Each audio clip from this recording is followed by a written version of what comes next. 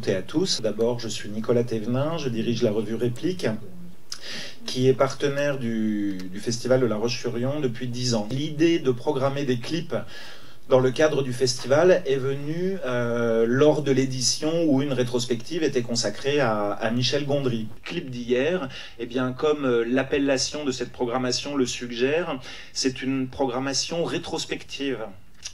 Alors pourquoi est-ce qu'on décide de faire ces programmations de clips? Parce qu'on défend quelques idées. La première, c'est que tous et toutes, autant que nous sommes, nous envoyons des clips, beaucoup, souvent, mais probablement sur des outils qui ne sont pas adaptés. Or, on part du principe que l'écosystème le plus favorable au clip, en fait, c'est l'endroit où vous êtes, c'est-à-dire la salle de cinéma.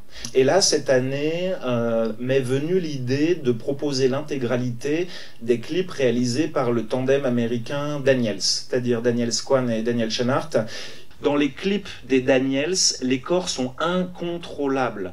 Les corps dansent, les corps sortent d'eux-mêmes, les corps éructent, les corps vomissent, les corps se battent. Et je vous dis bonne projection, à plus tard. Merci de m'avoir écouté.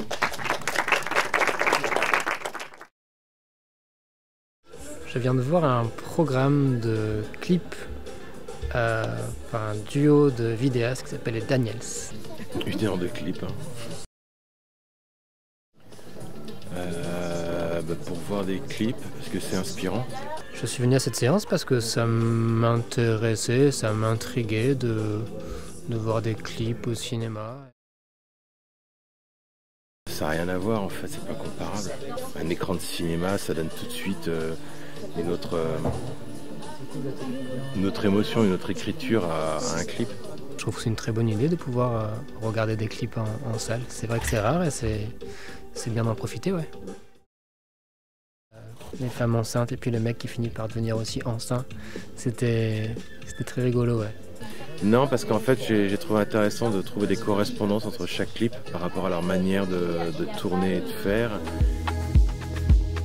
La séance clip d'aujourd'hui, elle a une autre dimension. L'idée est de proposer une sélection semi-subjective des clips de l'année. Donc de proposer un ensemble de clips avec une contrainte de durée qui est d'1 heure environ. Cette sélection de clips est internationale, bien évidemment. Et ce qu'on repère notamment cette année, l'intelligence artificielle bouleverse la création d'images. Ça, on le sait déjà, ça va investir le cinéma désormais très très rapidement. Une espèce de melting pot de clips, voilà, sur différents styles, mais plutôt musique actuelle. Alors je viens de voir la séance clip d'aujourd'hui.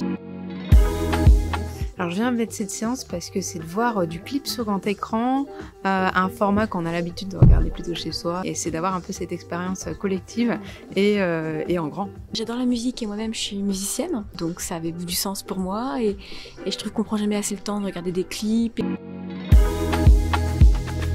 C'est complètement innovant, c'est improbable, c'est un pari réussi.